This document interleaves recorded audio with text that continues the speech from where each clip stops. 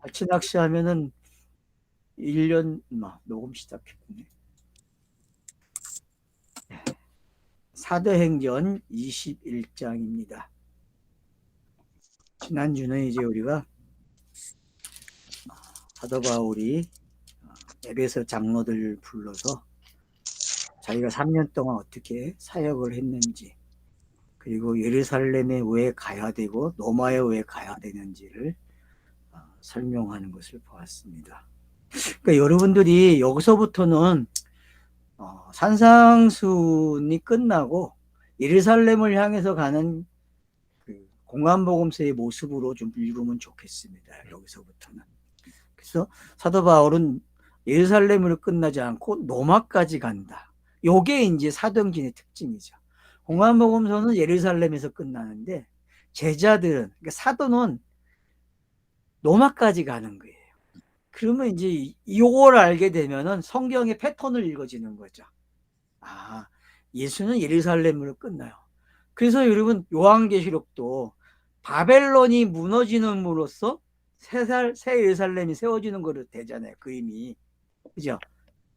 바벨론 무너졌다가 하는 그 20장의 그 19장부터 20장이 바벨론 무너지는 이야기였고, 그리고 새 예루살렘이 세워지는 그 광경으로 넘어간단 말이에요. 그러니까 한대 성전이 내려오는 이야기죠. 그런 패턴이가 지금 여기서 넘어가는 이런 패턴들을 여러분들이 좀 익숙하게 좀 가지고 계시면 좋을 것 같아요. 창세기를 보면 이렇게 되는 거죠. 아브라함도 애굽을 내려갔다 왔지만은 아브라함과 요셉만이 애굽에 들어갔다가 야곱도 뭐 가족을 데리고 들어가지만, 그러니까 이런 경우가 어떤 건지 여러분이 아시면 좋을 것 같아요. 그러니까 아브라함이 이동을 하면서 결국은 애굽에 내려갔다 오는, 그리고 아비멜렉 땅에 들어갔다가 나오는 이런 것들을 여러분들이 한 번쯤은 이런 가정에서 한번 보시면 좋을 것 같아요. 그러면은 뭔가 줄긋기가 좀 있을 것 같아요. 제가 봤을 때는요. 그래서 여러분들이 그런 줄긋기를 좀 해보시면 좋을 것 같아요. 그래서 야곱이 최종적으로 애굽에 내려가는 게 어떤 건지, 그리고 그가 죽음으로 가나안 땅에 들어가는 게 어떤 건지, 그런 면들을 좀 이해를 하시면 좋을 것 같습니다. 그래서 20장에 언급되고 있는 것들을 통해서 자기가 어떻게 복음을 섬겨왔는지, 그건 제가 공간복음서의 예수라고 그랬죠. 그죠? 예수가 얼마나 성실하게 그 나라의 그 아버지의 뜻을 어떻게 이루었는지를 잘 보고 있는 거죠. 그래서 그런 관점에서 여러분들이 20장을 좀 봐주시면 좋을 것 같아요. 그리고 이제 오늘 21장은 이제 급하게 이제 예루살렘으로 이동하는 그런 장면들이 나오고 있습니다. 여기서도 이제 예루살렘에 올라가지 말라고 하는 두 집단을 이제 만나게 되죠. 그러니까 이런 사람들을 통해서 올라가야 되느냐 말아야 되느냐, 베드로가 신앙 고백을 하고 예수에게 죽지 말라고 하는 거와 같은 거라고도 볼 수 있죠. 어떻게 보면은. 그러니까 이제 그런 부분들이 어떻게 이제 읽어질지 괜찮을 것 같아요. 그래서 오늘은 이제 한 절 한 절 읽어가면서 차분하게 한번 봅시다. 그래서 예루살렘에 도착해서 벌어지는 일들까지, 그래서 이제 결국은 또 감옥에 이제 들어가는 장면까지 묘사가 되고 있는데, 오늘은 이제 감옥에 들어가기 전에 이제 감옥이 아니죠. 보호를 받는 거죠. 총독에게 예루살렘에서 이제 히브리 말로 이제 말하는 걸로 이제 끝이 나는데, 그 당시에 이제 히브리 말을 하는 게 어떤 의미인지 이미 뭐 세대주의 쪽에서 다 공부를 했기 때문에 저희들이 그런 부분에서는 저는 그냥 살짝 건너만 가겠습니다. 자, 1절. 우리가 그들을 작별하고 배를 타고 바로 고수로 가서 그리스와 소아시아 사이에 있다고 합니다. 이 고수가. 근데 고수의 뜻이 좀 뭐죠? 감옥이다. 감옥. 감옥이에요. 참 아주 그냥 첫 지형이 그렇게 나오네. 아, 그럼 노도는 뭐예요? 이튿날 노도로. 노도는 장밋빛에 뭐, 어, 그러니까 감옥에서 장밋빛으로 나오는 이야기네. 거기서부터 바다로 가서 베니게라고 했는데 베니게는 무슨 뜻이에요? 바다라는 뭐 저주받은 그런 뜻이고, 음, 베니게는 그 종려나무 지방 그런 뜻. 그러네요. 그러니까 여러분 지금 예루살렘에 올라가는 장면하고 똑같죠? 그죠? 그래서 제가 그렇게 음. 보라는 거예요. 그러니까 지금 저는 그걸 단어를 찾아보지 않고 이야기했잖아요. 그러니까 여러분들이 어떤 감을 잡을 줄 알면 참 좋을 것 같아요. 그러니까 성경을 이렇게 읽다가 여러분들도 감이 와요. 많이 읽으시고 또 이렇게 강의를 말을 자꾸 하다 보면은 꼭 제가 뭐같이 그냥 이렇게 감을 잡아서 하는데 하여튼 저는 이게 발전이 돼 있어요. 개발이 돼 있다고 할 수 있고 여러분들도 좀 그런 감을 좀 기르세요. 감이 있으면 참 좋은 것 같아요. 제가 봤을 때는. 자, 그러면 이제 단어들의 뜻이 여러분 다 써요. 뭐 감목, 뭐 장미, 이게 바다가 음. 어, 바다라는 단어도 아주 약간 그렇잖아요. 산호, 저주받은, 펼쳐진 베니게는 또 저주받은. 그렇고, 종려나무. 결국은 예수가 이제 우리가 지금 그 마태복음을 보고 있지만은 바로 이제 시작되잖아요. 그죠? 다음 주에 주일날 이제 시작하잖아요. 종려나무 입성하잖아요. 예루살렘에. 그 장면하고 이거 뭐 달라요? 지금 똑같아요, 여러분. 어떻게 이렇게 맞는지 몰라. 지금 맞히기도 쉽지 않은데, 마태복음 장도 뭐 20장이 그것 예. 똑같고, 그러니까 내용도 똑같네요, 진짜. 그죠? 예. 그러니까 여러분들이 이렇게 좀 맞춰서 가면 좋겠다는 제가 의견을 드리는 거예요.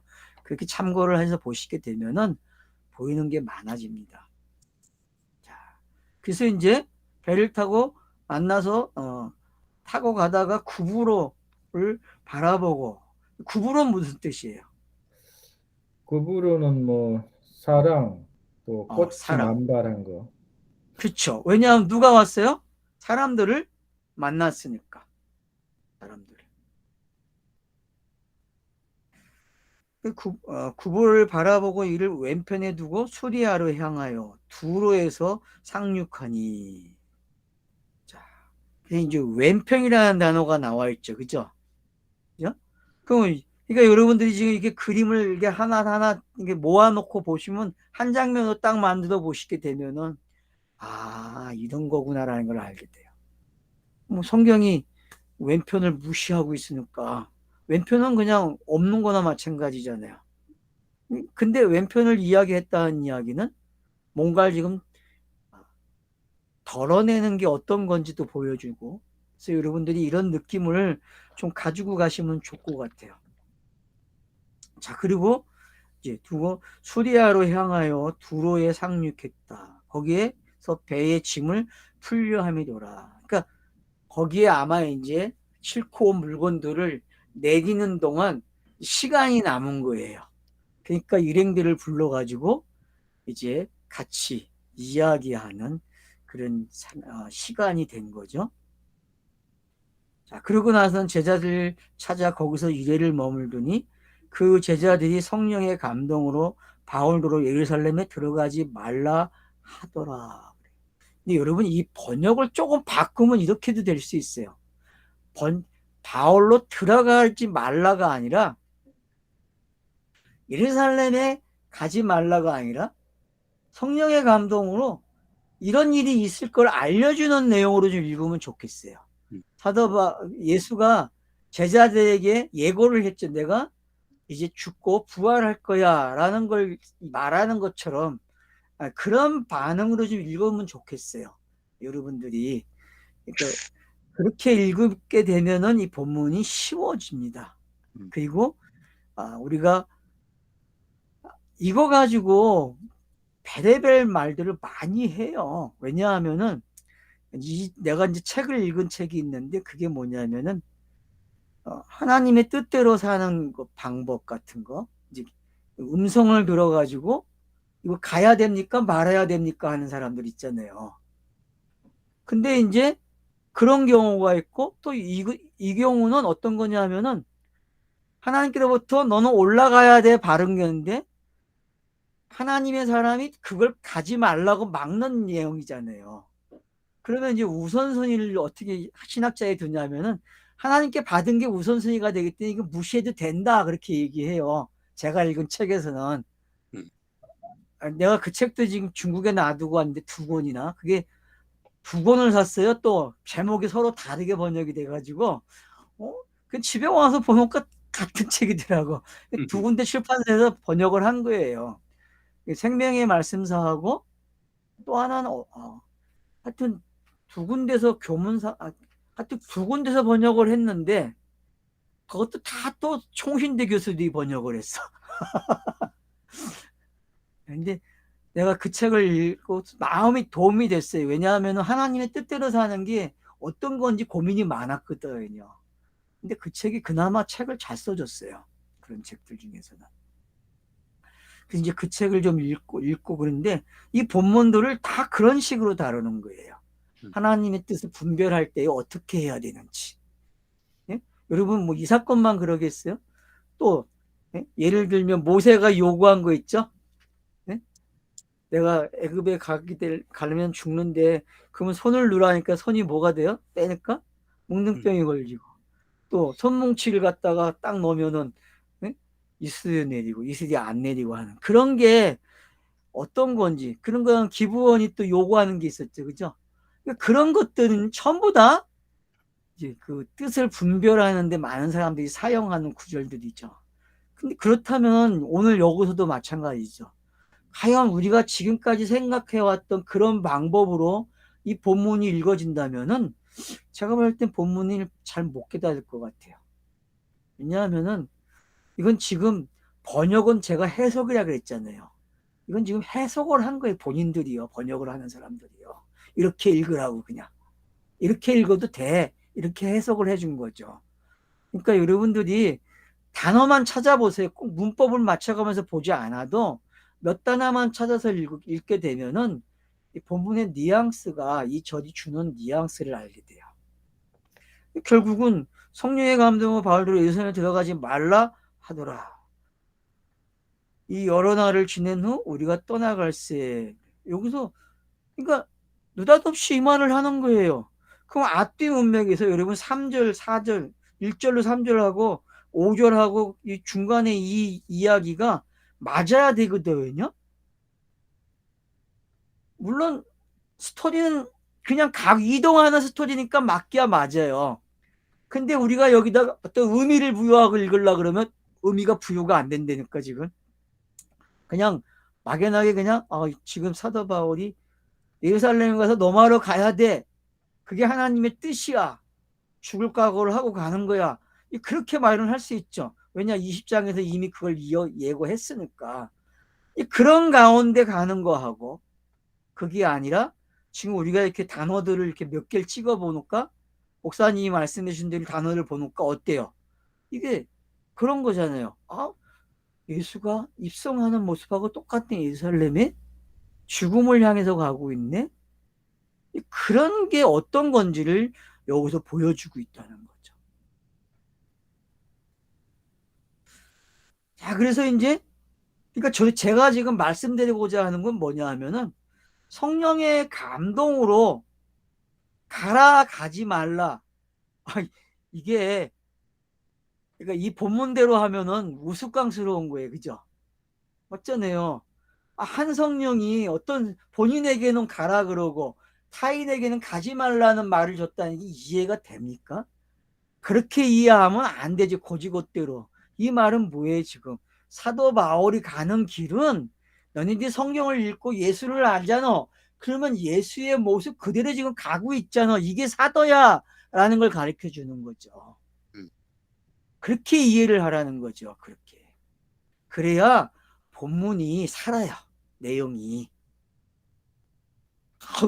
위대한 바울을 만들면 안 된다니까. 이거 가지고 위대한 바울을 만들자네 사람들이. 20장부터는 위대한 바울을 만들어주겠다고 교회사 쪽에서 세대주의는. 맞죠? 여태껏 사도 바울을 왕창 높여주는 본문이잖아요. 근데 그런 의미가 아니란 말이에요. 그런 의미가. 그거를 통해서 사도 바울이 어떻게 예수 그리스도를 나타내고 있는지, 그게 복음 전하는 거잖아요. 복음의 생생함이잖아요. 근데 우리는 복음이 꼭 말로만 전달되는 것만 알았다고. 아니에요, 여러분. 복음이라는 건 내 삶에서 재생되는 거예요. 내가 성도가 돼서 남아있는 삶, 호흡이 끊어질 때까지 살아가는 모습이 바로 몸으로도 복음을 만들어내고 입으로도 복음을 전하는 거예요. 그게 지금 어떤 건지를 보게 되면은, 아, 이게 성도의 삶이구나 하는 걸 알게 돼요. 그러니까 특별한 게 아니에요, 여러분. 이 구절은요, 특별하게 보지 마세요. 그냥 사도이니까 당연한 거예요. 성령이 임한 사람, 영이 있는 사람은 이 모습이 당연한 거예요. 알겠죠? 그러니까 내가 편안한다 그런 게 아니에요. 이건 엄청난 거예요. 제가 이게 깔아뭉기는 표현을 했지만은 이거는 엄청난 거예요. 성도에게 있어서는요. 근데도 불구하고 재현하는 것밖에 안 된다. 그렇게 가야 된다는 거예요. 그래야 넘어지지 않아요. 땅에서. 누구나 할 것 없이.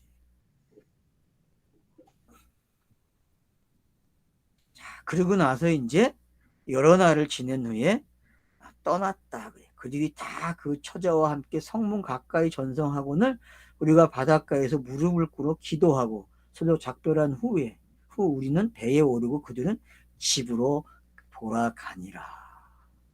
그러니까 이들이 집으로 가는 거는 성전으로 가는 거잖아요. 그러니까 두 구름이죠. 성전으로 가는 거하고 배를 타고 이동하는 거하고.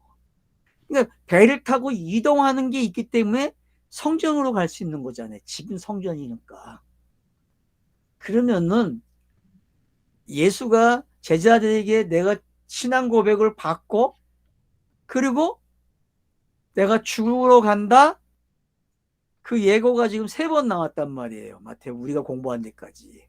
그런 것들까지 여러분이 좀 계산을 하고 이 본문을 이렇게 차분하게 보시게 되면은 지금 그런 뉘앙스들이 어떻게 남겨져 있고 그들이 결국은 자기들이 가지 말라고 한 그 예언, 하나님께로부터 받은 성령의 감동으로 받은 그것들이 이런 거구나라는 걸 알게 되는 거죠. 바울이 가는 그 모습은 결국 자기들이 집으로 가서 자기들도 해야 될 모습이잖아요. 맞죠? 바울의 그 가는 모습은 자기들도 해야 될 모습이에요. 그건 예수는 당연한 거고 예수로 말미암아 은혜를 믿고 믿음이 있는 사람들은 그 일이 당연하게 일어난다니까요. 그러니까 성도에게는 이게 익숙해져야 돼요. 특별하게 이걸 사명으로 생각하고 소명으로 읽으면 안 된다니까요. 우리 여태껏 특별한 걸로만 취급해 왔어요. 어떤 사람에게만 해당되는 거로 했다고.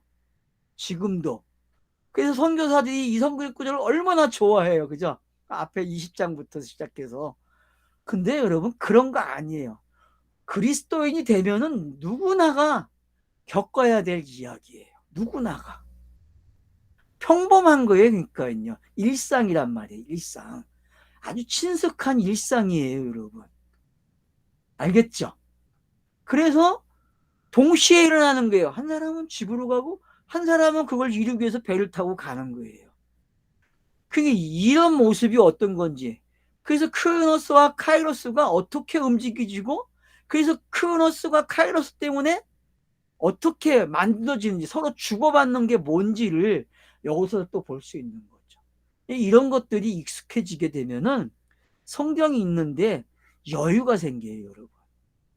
이제 좀 여유를 가지십시오. 조바심을 내지 마시고 하나하나 좀 더 그림을 크게 그려놓고 보시고 보이지 않는 걸 찾아내는 것도 하셔야 됩니다. 자, 두로를 떠나 항해를 다 마치고 돌레마이에 이르러 형제들에게 안부를 묻고, 자, 두로를 떠나서 이제 어디까지도 갑니까? 8절에 가이사에 도착했다. 그들과 함께 하루를 있다가 이튿날 떠나 가이사라에 이르러 7집사 중 하나인 전도자 빌립의 집에 들어가서 머무니라. 전도자 빌립 그러면은 이 빌립이 그 사도행전의 7집사 빌립인지 아닌지는 누구도 몰라요. 알았죠? 그죠? 여러분 동일 인물입니까? 아닌 것 같아요.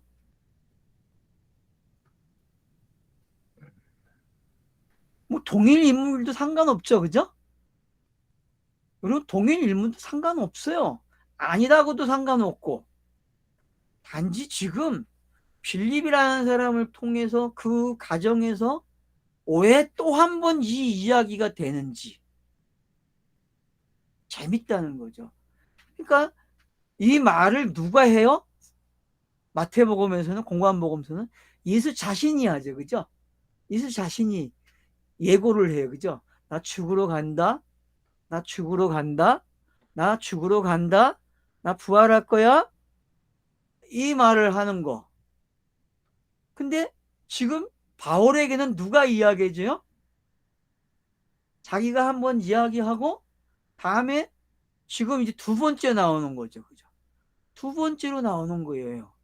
필립의 가정에서 딸들이 예언을 해요.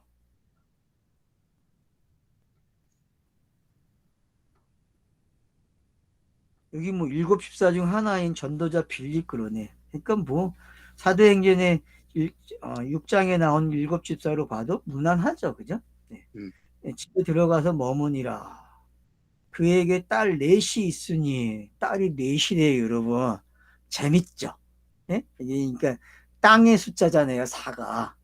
그러니까 딸로 표현하면 맞죠. 그죠? 땅에서 일어나는 일이니까. 근데 처녀인데 예언을 해요. 그러니까 여러분 이 예언은 구약적 예언이라는 걸 알 수 있어요. 그러니까 어떻게 보면은 모세와 엘리야와 같은 모습이죠. 예수에게 나타나가지고 당신 언제 죽어? 그 말을 하는 거나 이 4명의 딸이 예언을 하는 게 어떤 건지. 그래서 여러분 창세기 1장에 1, 2, 3, 4 4이 되는 게 어떤 건지. 그래서 여러분 4자는 숫자는 땅에서의 완성 숫자도 되고 땅의 숫자도 되는 거잖아요. 그러니까 3이라는 숫자는 꼭 4가 있어야 완성이 돼요. 4가 있어야. 그러니까 여러분들이 4라는 개념까지 와야 돼. 그래서 3일길로 멈추지 마시고 4로 오는 것도 생각하셔야 돼. 4로 오는 거. 그러니까 예를 들면 이런 거죠. 자, 애굽, 광야, 가나안, 그리고 이방. 그렇게 되죠. 그죠? 가나안도 이방이 있는데 가나안 원주민이 되니까 이스라엘 백성들이, 그래서 이방인이 되잖아요. 그죠? 그러니까 그런 거, 그게 땅에서 사예요. 그게 땅에서. 그러니까 첫째 날, 둘째 날, 셋째 날이 사에서 완성이 되는 게 큰 강명과 작은 강명으로, 그리고 별이 되는 이야기로 이야기가 오죠. 그래서 이 별의 이야기는 어디로 와요? 하나님의 형상으로 오게 되고 안식으로 오게 되는 거죠. 근데 그 안식도 하나 넘어가잖아요. 8로. 그래서 이런 걸 우리가 알게 되면은 상징이 뭔지 이제 알게 되는 거죠. 상징. 그래서 처녀라는 게 어떤 건지, 예언을 한다. 예언을 하는 건 구약적 표현이에요, 여러분. 예언하는 거다. 예언은 뭐 여러분들이 이제 고린도전서 12장에서 15장, 14장까지 공부를 하시면 알겠지만은 예언은 어디까지 가야 돼요? 해석하는 데까지 가야 돼요. 꼭 예언은. 그러니까 해석이 되려면은 성경의 원칙이 뭐예요? 스타로스가 세워져야 돼요. 스타로스가. 그래야 해석이 되는 거예요. 그러니까 사도 바울의 모습 속에는 예언이 성취되고 해석되는 모습이 있는 거죠. 그죠? 그러니까 예수의 그 공생애를 재생한다는 게 어떤 건지 이제 알게 되는 거예요. 그래서 그런 면들을 우리가 함께 잘 보시면 좋을 것 같아요.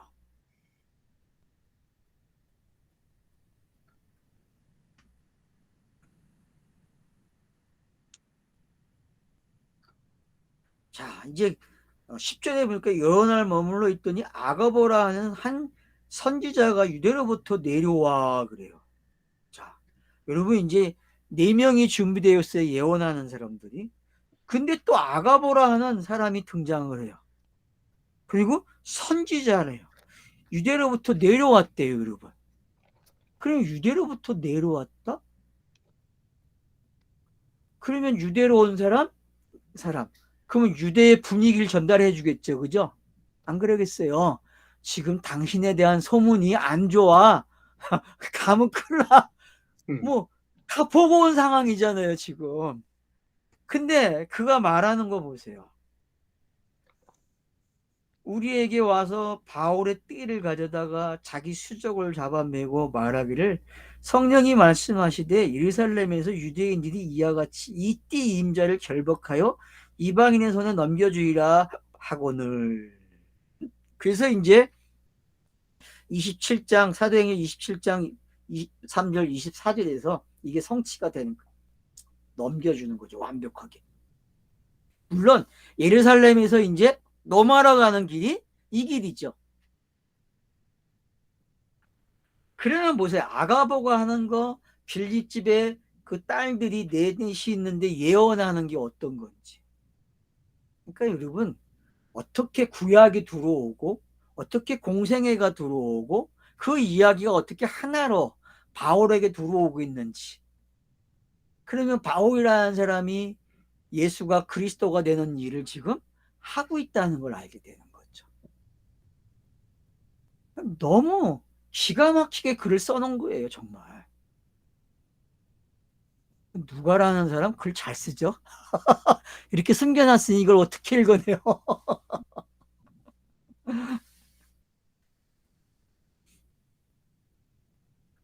괜히 뭐 유대 땅에서 내려왔으니 그것도 또 성령이 말씀하시되 그래요. 성령이 말씀하시되.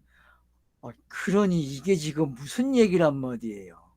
그러면 여러분 이게 이제 힌트가 되는 거죠.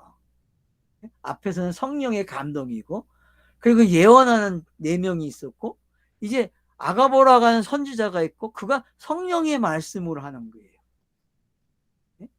예루살렘에 올라가면 이렇게 죽는다. 이띠 임자가 결박돼서 이방인에게 넘어갈 거야. 그런 예언을 하는 거예요. 그런 것들이 그러니까 사도의 모습과 예수가 그리스도가 된 모습이 어떻게 일치시켜주고 있는지를 잘 보게 되는 거죠. 그러니까 베드로에게 완성되지 않은 모습이 바울에게 완성되고 있다는 걸 볼 수 있죠. 그죠?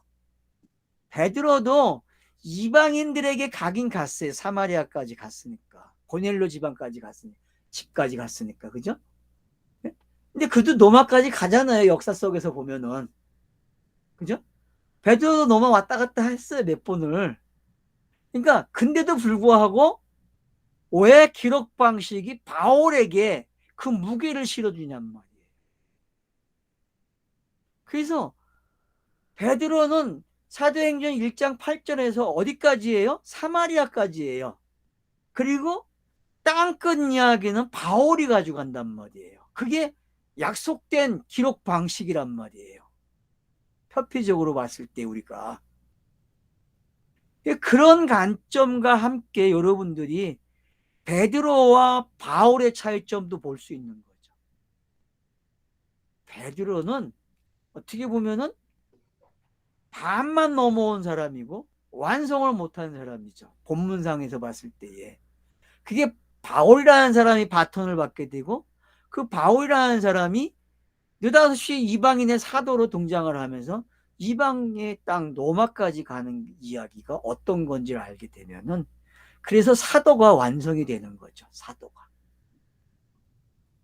사도가 완성이 됐기 때문에 성경 읽기 하는 사람들이 제자도 알고 사도도 알고 예수도 알고 그리스도도 알고 그러다 보니까 양쪽을 다 읽을 줄 아는 거예요. 그런 사람을 가리켜서 어떤 사람이라 그래요? 성령의 사람이라고 하는 거예요.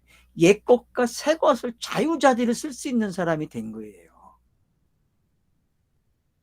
그러니까 사도행전을 읽으시면서 그게 이제 익숙해져야 돼요, 우리가. 베드로의 모습과 바울의 모습이 바로 그런 걸 잘 설명해 주고 있단 말이에요. 그런 걸 우리가 엿보게 되면은 아, 이런 것들이 있구나인 걸 알게 되는 거죠. 우리가 그 말을 듣고 그곳 사람들과 더불어 바울에게 예루살렘에 올라가지 말라 권하니 바울이 대답하되 여러분이 어찌하여 우러 내 마음을 상하게 하느냐. 나는 주 예수의 이름으로 위하여 결박당할 뿐 아니라. 여기 정확하게 나왔죠. 그죠? 여기 이게 답이란 말이에요. 이게 답이에요. 그러니까 제가 왜 성대의 삶은 재현이라고 표현하냐면은 이런 것들이 그걸 표현하고 있는 거예요. 이런 것들이. 우리는 위대한 바울로 여기서 읽어내잖아요. 대단한 신앙이야. 이걸 본받아야 돼. 이렇게 이야기한다고. 그러면은 그 사람은 바울을 우상화시키는 거죠. 그게 아니에요, 여러분. 이 본문은 그런 본문이 아니란 말이에요. 예루살렘이 죽을 것도 각오하노라 하니 그가 고난을 받지 아니하여 우리가 주의 뜻대로 이루어지라 하고 그쳤다.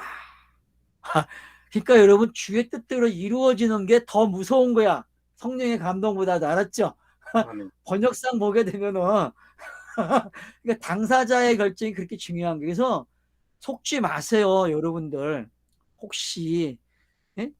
오감을 가지고 성령을 만나시면 속지 말라고. 예? 그런 거면 여기에 나오는 사람은 그런 사람은 아니에요. 근데 지금은 그런 사람들이 너무 많아. 자기의 어떤 그런 능력을 감정을 가지고 어떤 감을 가지고 성령을 만난단 말이에요. 여러분 그러면 안 돼요. 그래서 여기서 지금 이야기하고자 하는 게 어떤 건지, 그래서 결국은 하늘의 뜻이 땅에서 이루어지는 게 어떤 건지, 예수를 통해서 완성이 됐고 사도를 통해서 완성이 돼야 성경이 짝이 되는 거예요. 짝. 쉬었다 하자.